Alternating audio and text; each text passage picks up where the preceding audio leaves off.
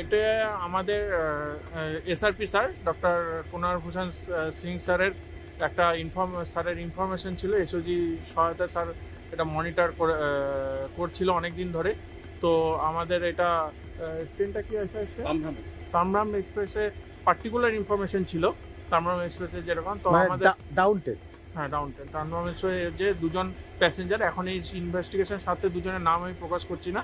তো এদের কাছ থেকে 520 গ্রাম ব্রাউন সুগার আমরা পাওয়া গেছে সাসপেক্টেড। এখনও ফরেন্সিক করলে আরও ক্লিয়ার হবে ফরেন্সিক রিপোর্ট পেলে।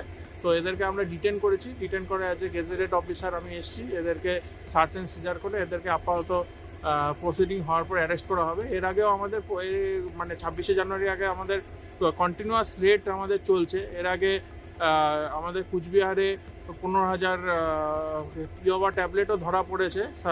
আমাদের স্যারেরই ইনফরমেশন ছিল, ওখান থেকে ভালো আমাদের রেকর্ডে আছে। ওখান থেকে আমরা অ্যারেস্ট করে একজন মহিলাকে অ্যারেস্ট করেছি।